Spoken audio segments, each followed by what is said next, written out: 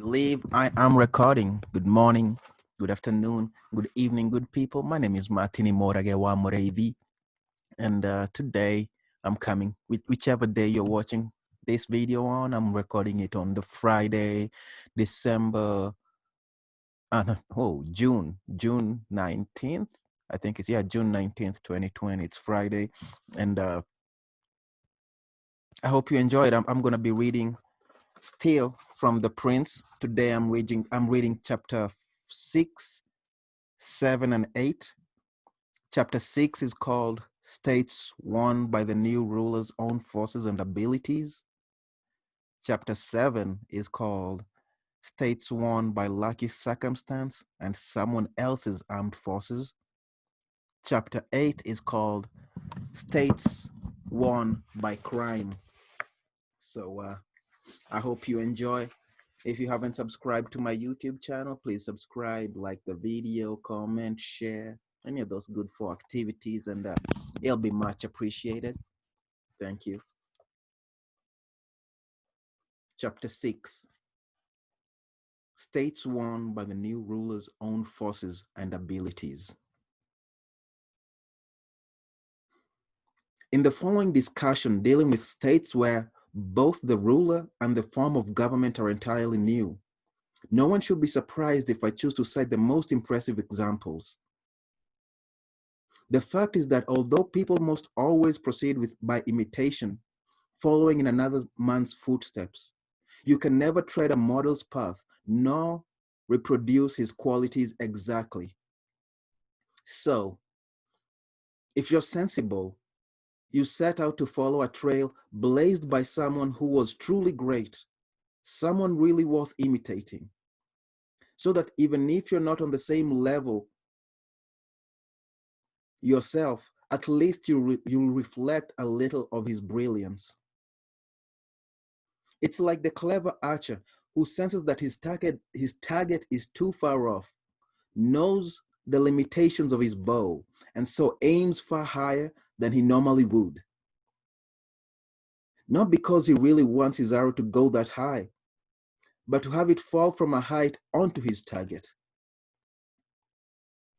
So let's start by saying that when it comes to entirely new regimes, where a new ruler has seized the state, the ease or difficulty of his staying in power will be in proportion to his abilities or failings.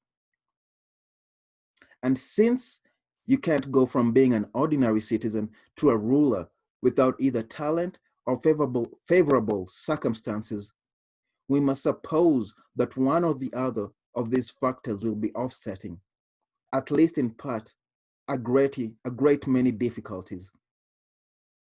That said, those who haven't relied too much on lucky circumstances have lasted longer. Another positive factor is that since in this case the ruler doesn't already possess another state, he will be forced to live in his new territory.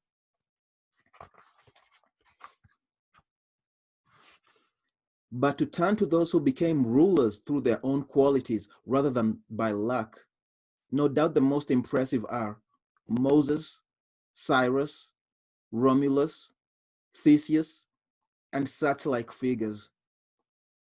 And though we can hardly say much about Moses, since he merely carried out God's orders, all the same, we have to admire him for the grace that made him worthy of God's attention. Let's look at Cyrus and other men who won and founded kingdoms.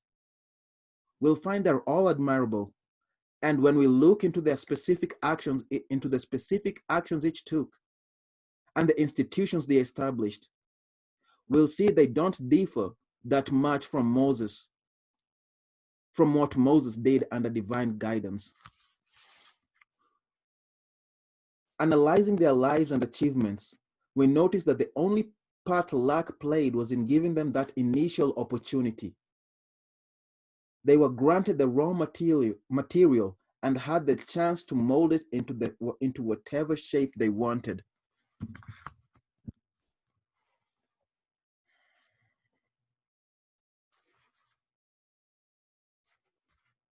Without this opportunity, their talent would have gone unused, And without their talent, the opportunity would have gone begging.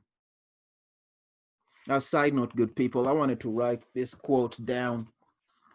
I told my friend about it. It says, luck is when opportunity meets preparation. And he was telling me about how lucky some people are. And I told him about this quote about that luck is maybe 1%. I don't know, maybe it might be more, but I told him it's less than 10%. Preparation is like 90, 80%, you know? So luck is when opportunity meets preparation.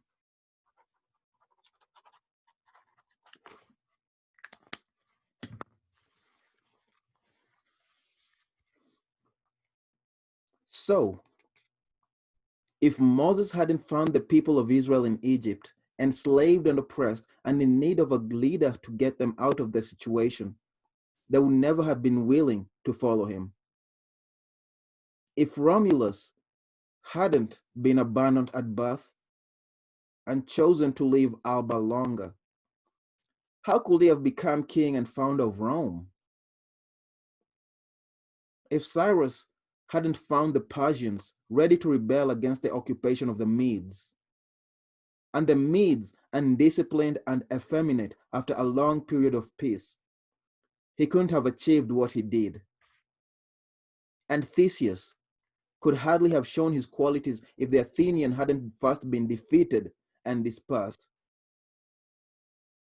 These opportunities made these men's fortunes, and it was because of their remarkable qualities that they were able to recognize and grasp the opportunities, bringing glory and ever greater good fortune to their countries.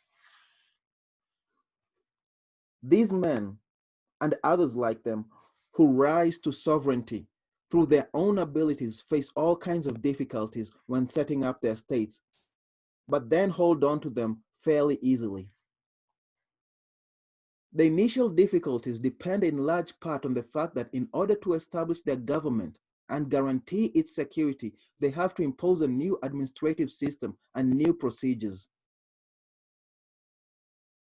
Here we have to bear in mind that nothing is harder to organize, more likely to fail, or more dangerous to see through than the introduction of a new system of government. The person bringing in the changes will make enemies of everyone who was doing well under the old system, while the people who stand to gain from the new arrangement will not offer wholehearted support, partly because they are afraid of their opponents, who still have the laws on their side, and partly because people are naturally skeptical. No one really believes in change until they have had solid experience of it. So as soon as the opponents of the new system see a chance, they'll go on the offensive with the determination of an embattled faction, while its supporters will offer only half-hearted resistance, something that will put the new ruler's position at risk too. To get a better grasp of the problem, we have to ask, is the leader introducing the changes relying on his own resources, or does he depend on other people's support? That is, does he have to beg help to achieve his goals, or can he impose them?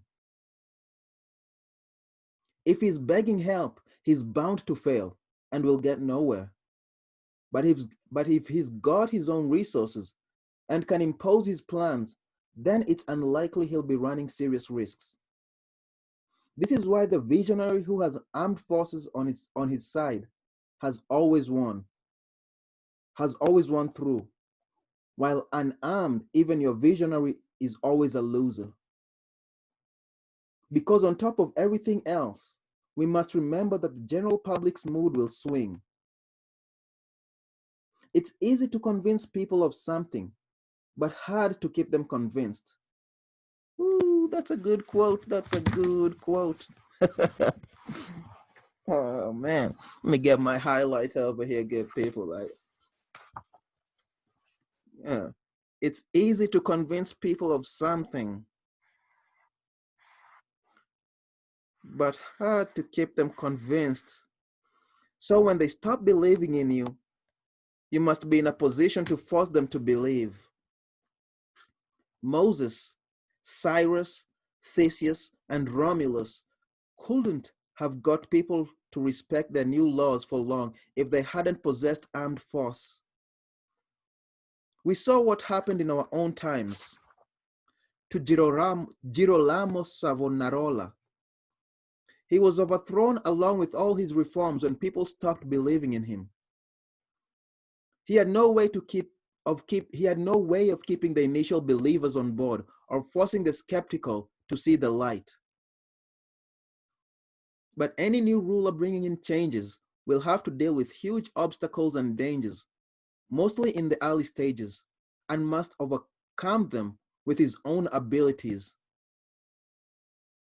Once he's done that and eliminated those who resented his achievements, so that people start to respect and admire him, then he can enjoy his power in safety and will live honored and fulfilled.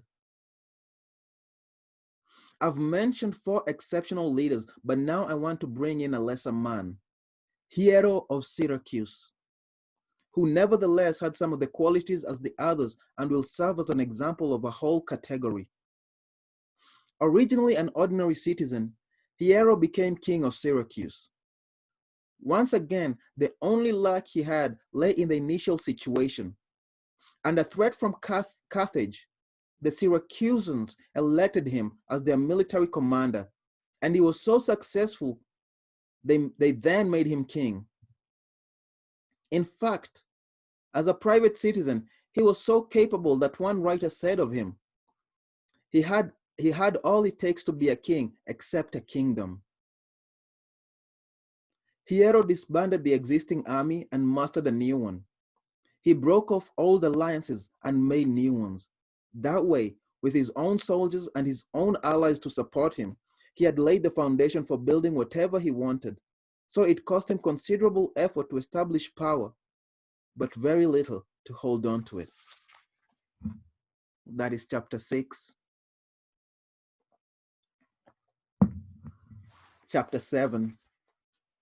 States won by lucky circumstances, or by lucky circumstance, and someone else's armed forces.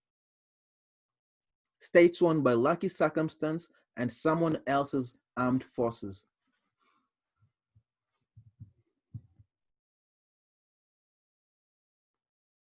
A private citizen who becomes a ruler out of sheer good luck needn't make much effort to take his state, but will have to sweat if he is to hold on to it. He has no trouble climbing onto his pedestal since he is lifted there, but as soon as he is up on top, there will be any number of problems. I'm talking about situations where someone buys a territory with money, or is simply granted it as a favor. This was the case with quite a few rulers of the cities of Ionia and Hellespont. Darius gave them their thrones so that they would govern with his security and prestige in mind. Another example is those emperors who started out as private citizens and rose to power by bribing the army. These men rely entirely on the support and continuing success of the people who gave them their power, which is to say, on 2 extremely unreliable and unstable quantities. They don't know how to hang on to power, and even if they did, they wouldn't be able to. They don't know how because unless they are remarkably gifted and competent, we can hardly suppose that their lives as private citizens have equipped them for command. They won't be able to in any event because they don't possess an army that can be relied on to stay friendly and loyal. Like anything that appears suddenly and grows fast, regimes that come out of nothing inevitably have shallow roots and will tend to crash in the fast storm. Unless, of course, the man who is suddenly made a ruler turns out to be so talented that he immediately sets to work to defend what luck has brought his way and to build the foundations that another leader would have established before coming to power. I'd like to mention two men from our own times who achieved power in these different ways, one through his own abilities and one by luck. The people I have in mind are Francesco Sforza and Cesare Borgia. With the right policies and great courage, Sforza, a commoner, became Duke of Milan, and having won power with enormous effort, held on to it easily enough. Borgia, on the other hand, or Duke Valentino, as he was commonly known, received his territories thanks to his father's position. And when his father died, he lost them.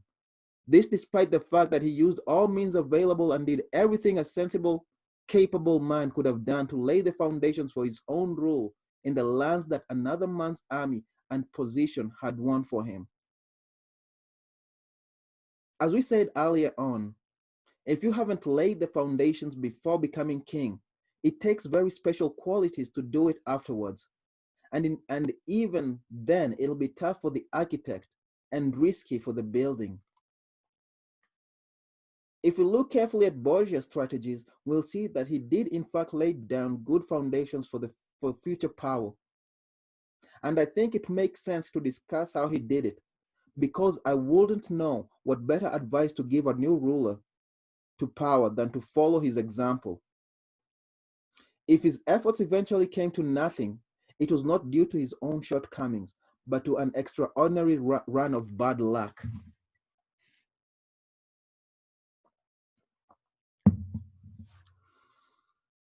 When Pope Alexander VI decided to turn his son into a powerful duke, he faced all kinds of obstacles, present and future.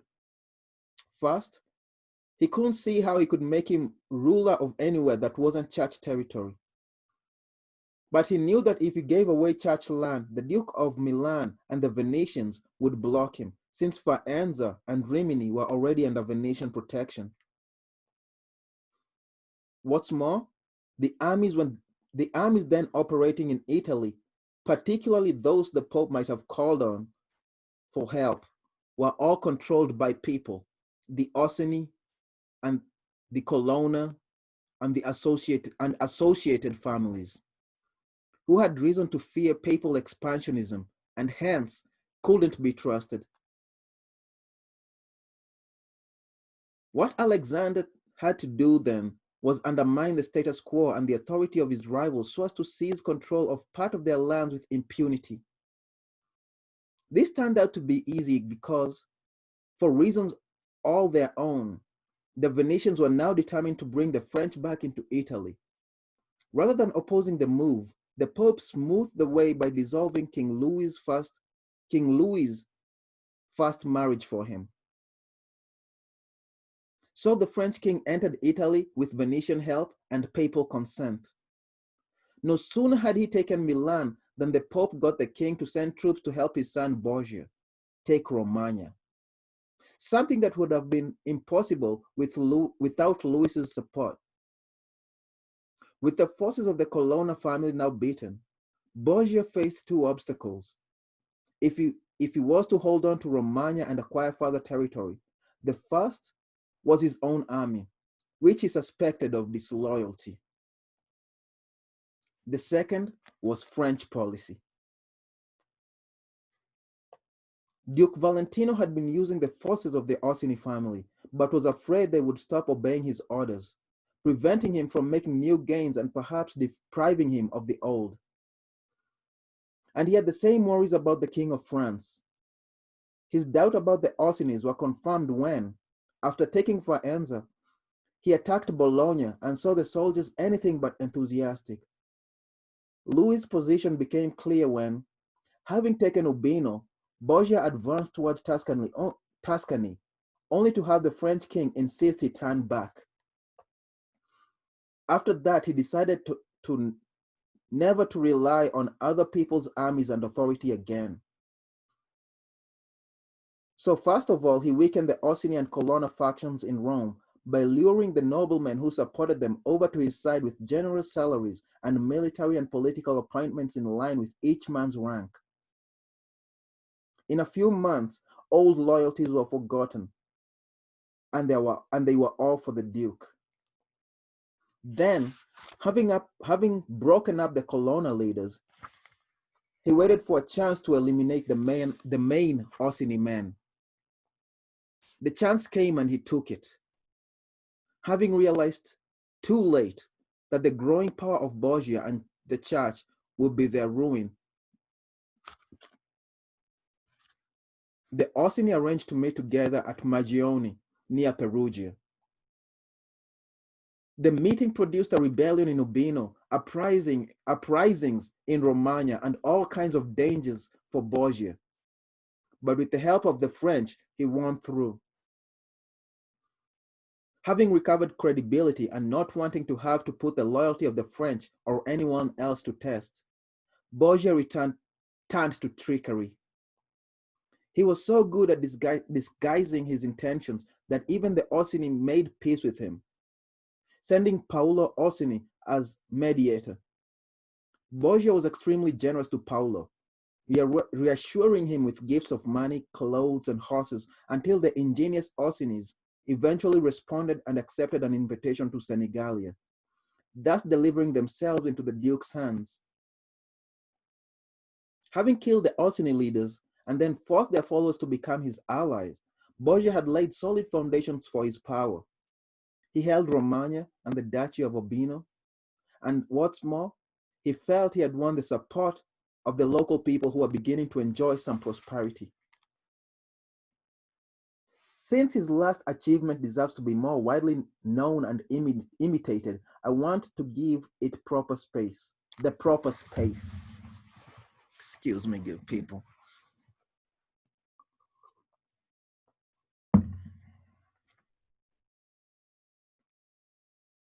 On taking control of Romagna, Borgia found it had been run by weak leaders who had been stripping the people of their wealth rather than governing them, and provoking division rather than unity, with the result that theft, feuds, and all kinds of injustice were endemic. So he decided some good government was required to pacify the area and force the people to respect authority. With this in mind, he appointed Ramiro de Occo, a cruel, no-nonsense man, and gave him complete control. In a short while, de Occo pacified and united the area, established a considerable reputation for himself in the process. Establishing a considerable reputation for himself in the process. At this point, the Duke decided that such draconian powers were no longer necessary and might cause resentment.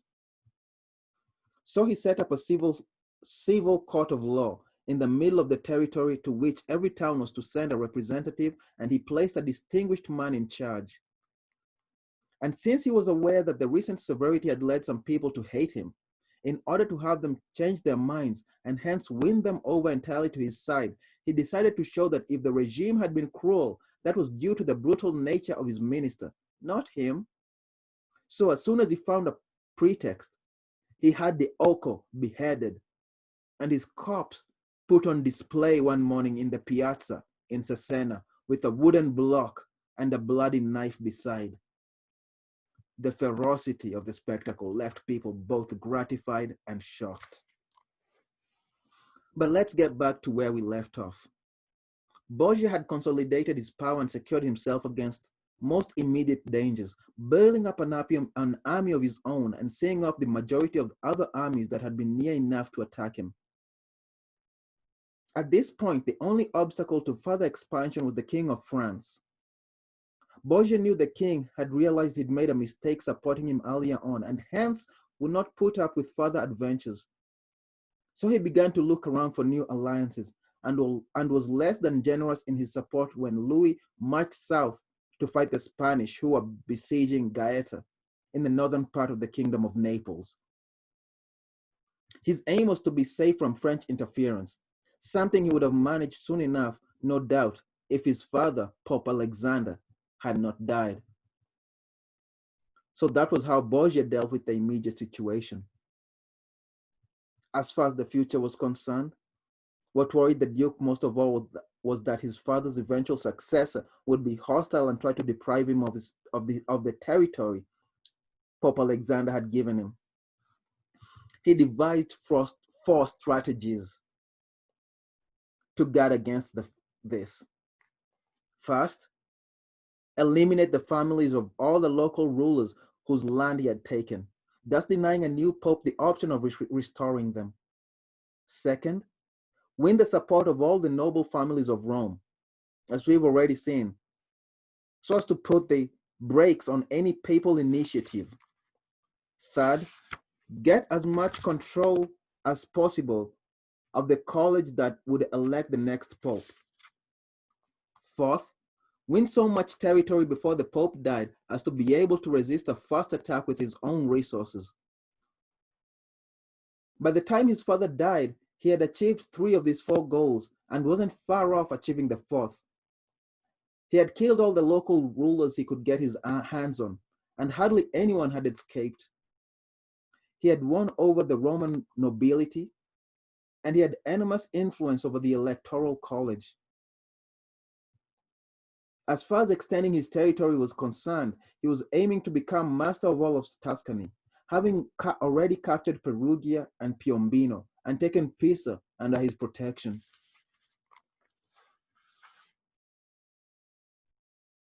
As soon as France's restraining influence weakened, actually, it already had, since having lost the kingdom of Naples to Spain, the French and the Spanish too, for that matter, now needed Borgia's support. He would grab Pisa. At that point, Lucca and Siena would quickly surrender, partly out of fear and partly thanks to their old enmity with Florence, after which the Florentines would be unable to defend themselves. If Borgia had managed all this, and was almost there the very year Alexander died, he would have accumulated so much power and prestige that he would have responded to any aggression with his own forces and talent and wouldn't need to rely on anyone else's armies or authority. But Alexander died just 5 years after his son had first drawn his sword. Only in Romagna had Borgia consolidated his power. All his other territorial gains were still shaky. He was isolated, caught between 2 extremely powerful, hostile armies, and what's more, mortally ill. Borgia was so ruthless and so talented. He knew so well that you have to win over people or destroy them, and he had built up such solid foundations for his power in such a short time that if he hadn't had these 2 armies threatening him, or he hadn't been so ill, he would have overcome every obstacle. That the foundations Borgia had built were sound was soon evident. Romagna waited loyally for more than a month while he lay half dead in Rome. And in Rome itself, no one took advantage of his weakness. When his enemies, the Baglionis, Vitellis, and Orsinis, turned up, no one went over to their side. And though Borgia wasn't able to choose who would be the new pope, at least he was in a position to block anyone he didn't want. So if he had been in good health when his father died, everything would have been easy. He himself told me in the days when the college was meeting to elect Julius II that he had thought over what might happen on his father's death and had made plans for every contingency. It was just that it never occurred to him that when the time came, he too might be at death's door. Having given this summary of everything Cesare Borgia did, I can't find anything to criticize. On the contrary, and as I said, I mean to propose him as a model for anyone who comes to power through fortunate circumstances or with the help of another ruler's armed forces. Given his great determination and considerable ambitions, Borgia could hardly have behaved any differently. Only the combination of Alexander's early death and his own illness prevented him from achieving his goals. A new ruler who reckons he must ward off enemies and woo friends, overcome obstacles by force or fraud, have himself loved and feared by his people, followed and respected by his soldiers, who must eliminate enemies likely or certain to attack him, reform old institutions, show himself both severe and gracious, generous and spontaneous, break up a disloyal army and build up a new one, keep the friendship of kings and princes so that they support him with deference, or at least think twice before harming him. We'll find no better recent example to study than the policies of Cesare Borgia. The only criticism one can level at him is his role in the election of Pope Julius. As we've said, Borgia wasn't in a position to impose the Pope he wanted, but he did have influence enough to keep out the candidates he didn't want. And he should never have allowed a cardinal whose interest he had damaged, or who as a Pope would have had reason to fear him, to win the election. Because it's fear or hatred that makes men attack each other. The cardinals Borgia had wronged were, among others, Giuliano della Rovere, Cardinal of San Pietro ad Vincula, Cardinal Colonna, Cardinal of San Giorgio of Savona, and Ascanio Sforza. All the others, with the exception of the Cardinal of Rouen and the Spanish cardinals, would have had reason to fear him had they become Pope. With the King of France behind him, the Cardinal of Rouen was a very powerful man, while the Spanish cardinals were related to Borgia and indebted to him. So the best solution for Borgia was a Spanish Pope. Failing that, he should have let Rouen take the throne, but not Giuliano della Rovere. Anyone who thinks that an important man will forget past grievances just because he's received some new promotion must think again. Borgia miscalculated in this election, and the mistake was fatal.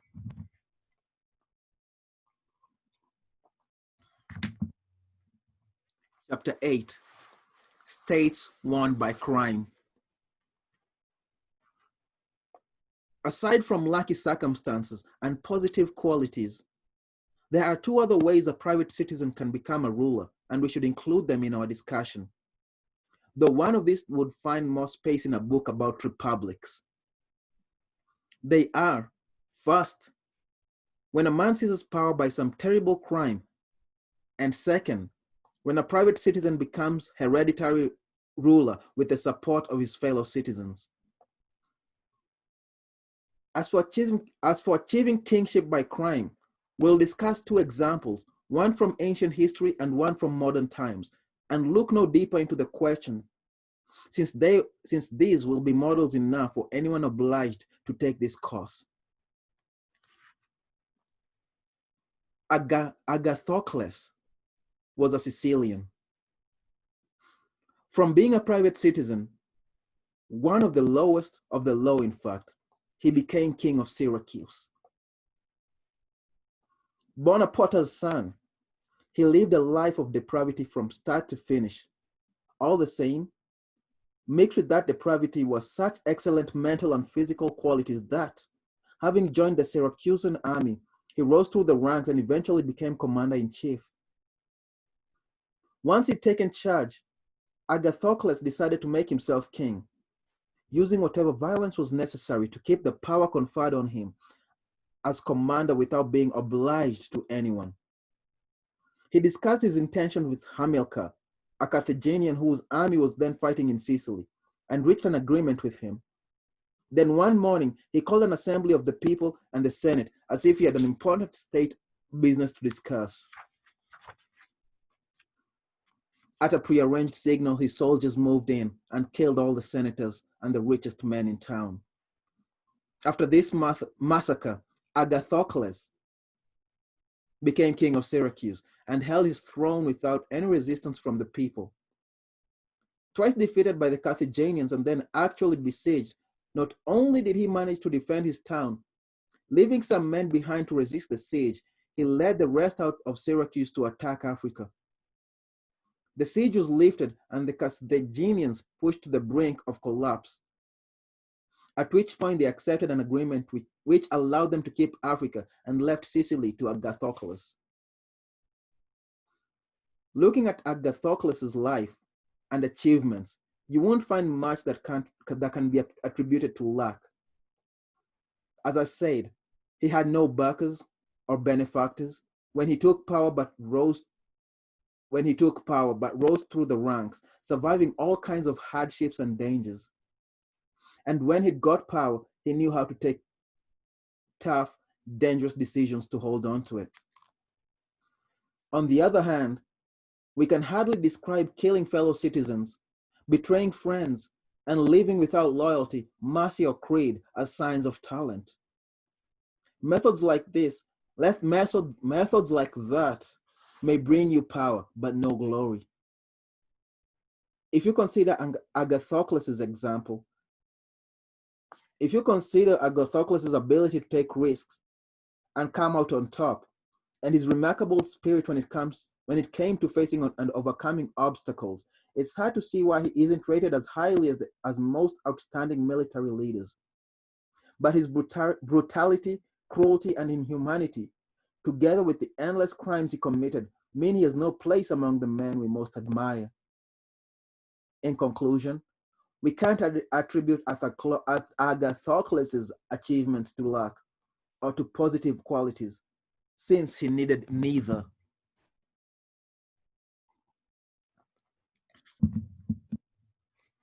In our own times, we have the example of Olivero, a man from the town of Fermo,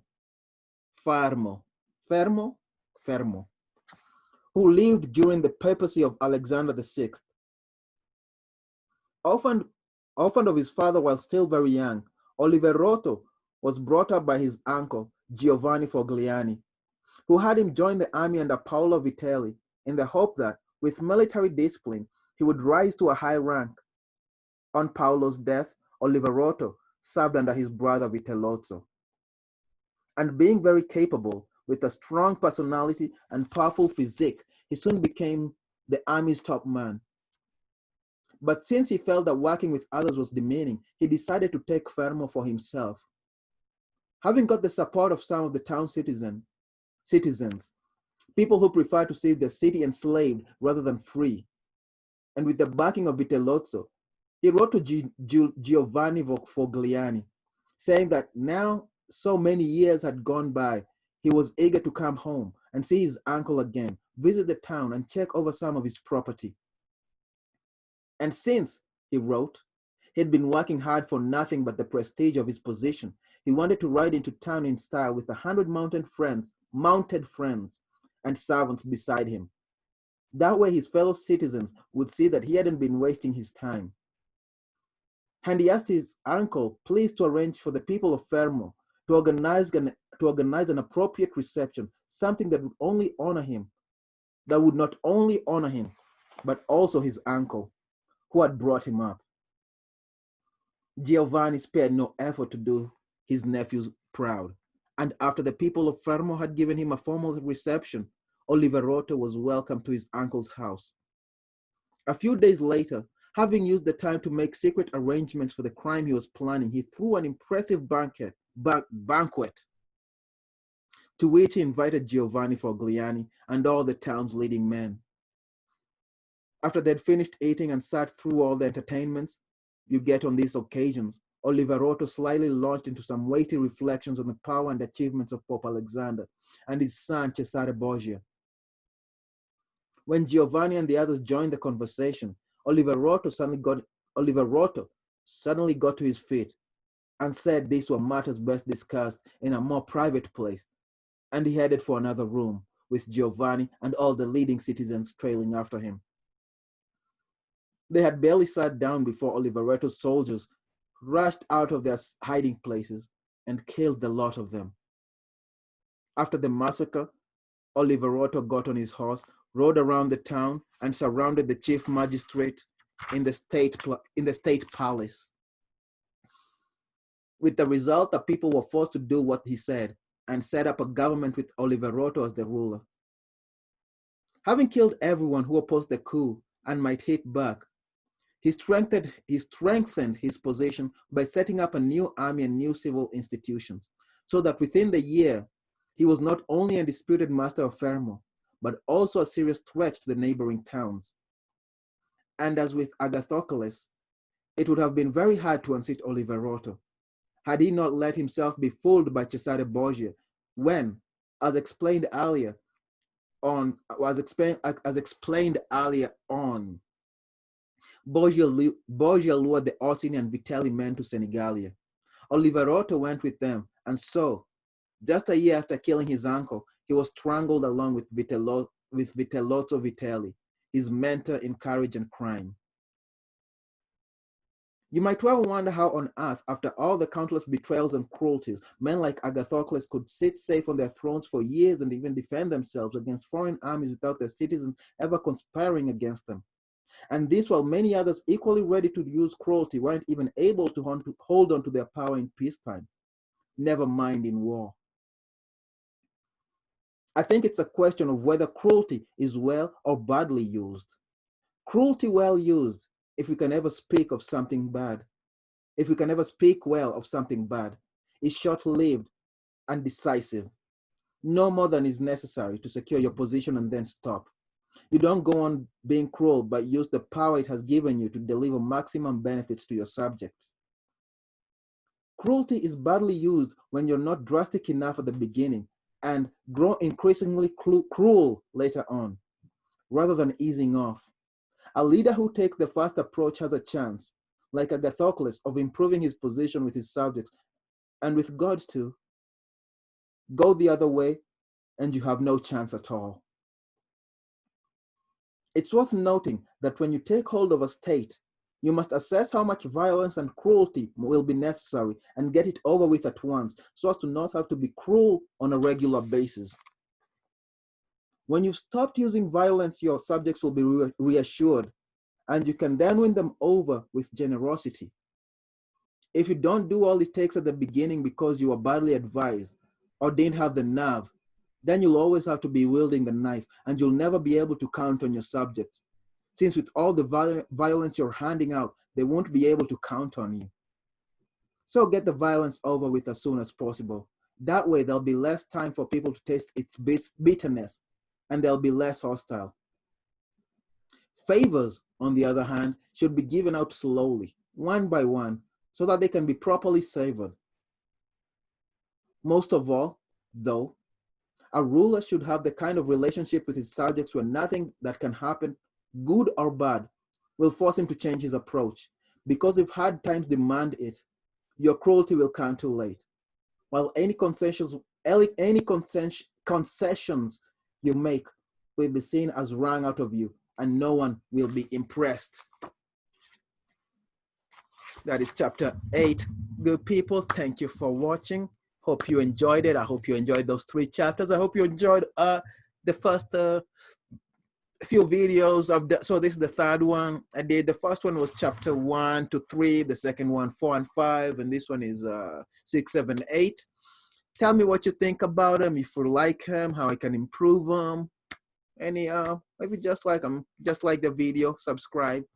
Hope you all good. I hope you all stay healthy, stay blessed, and hug your loved ones. Hug your loved ones, good people. Thank you for watching.